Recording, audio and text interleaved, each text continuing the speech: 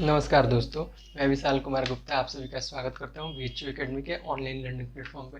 दोस्तों, आज हम लोग भारतीय इतिहास के क्रम में भारतीय इतिहास के एक बहुत ही महत्वपूर्ण भाग आधुनिक भारत के इतिहास के बारे में देखेंगे और इस वीडियो के माध्यम से हम समझने की कोशिश करेंगे कि आधुनिक भारत के इतिहास में हमें कौन कौन से चैप्टर को पढ़ना है, उन चैप्टर के अंतर्गत कौन कौन से टॉपिक को पढ़ना है।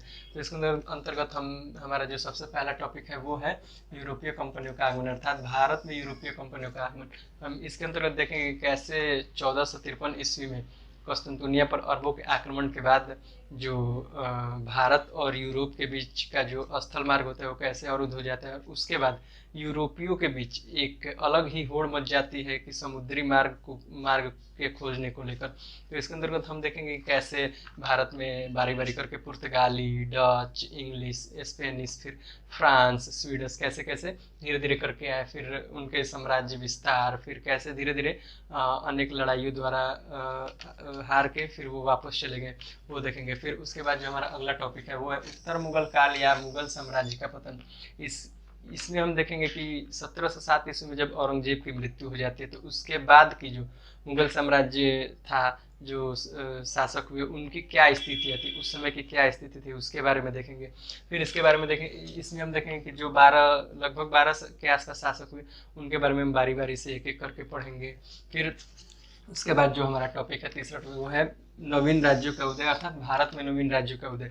उस समय क्या स्थितियां थी कि भारत में कौन कौन से नवीन राज्य उदय हुए, उनके उसी क्रम में बंगाल, मैसूर, सिख, मराठा है जिसके तहत हम बंगाल में कैसे सिराजुद्दौला के शासक मीर जाफर, इनके बारे में पढ़ेंगे।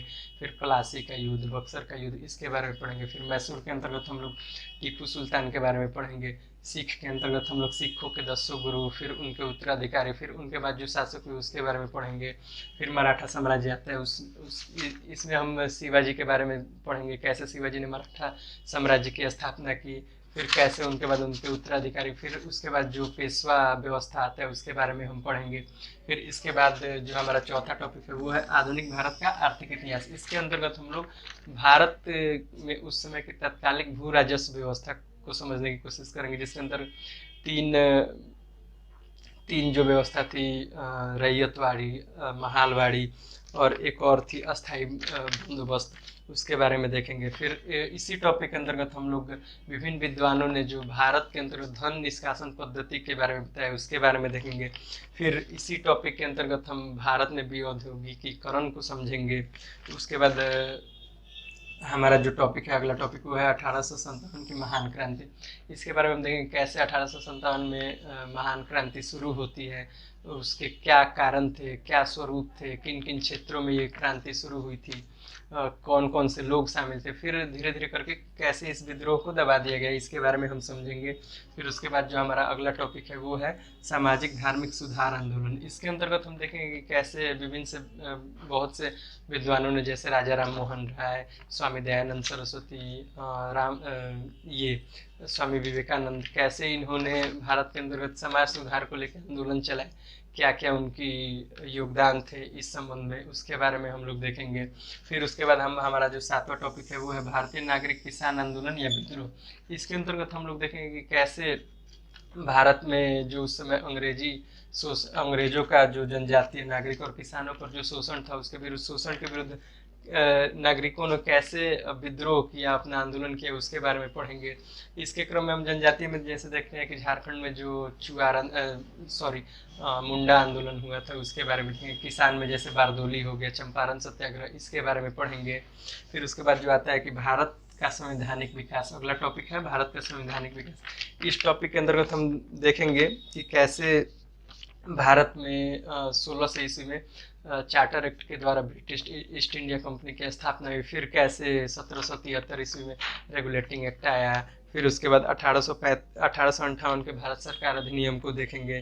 फिर 1909 के मार्लो मिंटो सुधार, 1919 के मॉन्टेग्यू चेम्सफोर्ड सुधार को पढ़ेंगे। फिर उसके बाद अगला टॉपिक जो है हमारा भारतीय गवर्नर, गवर्नर जनरल तथा वायसराय। इसके अंतर्गत हम देखेंगे कि कैसे बंगाल के गवर्नर, फिर गवर्नर जनरल, फिर भारत के वायसराय जो हुए उनके बारे में पढ़ेंगे, वो क्या क्या काम किए उसको देखेंगे। उसके बाद हमारा जो टॉपिक है वो है भारतीय राष्ट्रीय कांग्रेस। इसके अंतर्गत हम लोग देखेंगे कि कैसे भारत के अंतर्गत भारतीय राष्ट्रीय कांग्रेस की स्थापना हुई 1885 में, क्या कारण थे कि इसकी स्थापना की गई। उसके बाद धीरे धीरे इसके अधिवेशन को, फिर इसके अधिवेशन में किए गए कार्यों को हम देखेंगे। उसके बाद जो हमारा टॉपिक आता है वो है भारतीय स्वतंत्रता संघर्ष या राष्ट्रीय आंदोलन। भारत को स्वतंत्रता दिलाने के क्रम में जो राष्ट्रीय आंदोलन हुआ था उसके बारे में हम समझेंगे। उसके बाद जो हमारा अगला टॉपिक है गांधी युग। इस टॉपिक के अंतर्गत हम देखेंगे कि कैसे भारतीय जो स्वतंत्रता आंदोलन था उसमें कैसे गांधी जी का प्रवेश हुआ। फिर धीरे धीरे करके जो गांधी जी ने स्वतंत्रता दिलाने के क्रम में बहुत से आंदोलन किए, सत्याग्रह किए वगैरह वगैरह, उनके बारे में हम देखेंगे। फिर जो उसके बाद हमारा आता है वो लास्ट टॉपिक है कि स्वतंत्रता प्राप्ति की और आंदोलन के अंतिम चरण।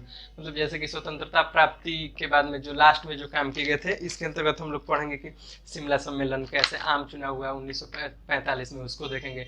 फिर माउंटबेटन योजना को देखेंगे और भारतीय स्वतंत्रता अधिनियम को इसी के अंतर्गत देखेंगे।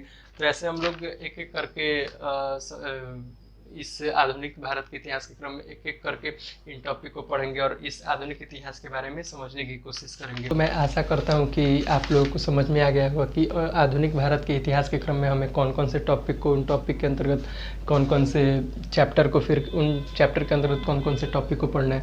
तो अगले वीडियो में हम लोग मिलेंगे एक नया टॉपिक, यूरोपीय कंपनी के आगमन को लेकर। कैसे, मतलब इसमें हम देखेंगे कि कैसे यूरोपीय आते हैं, उनके बारे में पढ़ेंगे। फिर उसके बाद धीरे धीरे करके एक एक टॉपिक को पढ़ेंगे और हम 1947 तक, भारत के जब आज़ाद होता है वहाँ तक हम लोग पढ़ेंगे। तो आशा करते हैं कि आपको जो सिलेबस है वो समझ में आया होगा। अगर वीडियो पसंद आया हो तो वीडियो को लाइक करें, चैनल को सब्सक्राइब करें और वीडियो को ज़्यादा से ज़्यादा अपने दोस्तों को शेयर करें। धन्यवाद।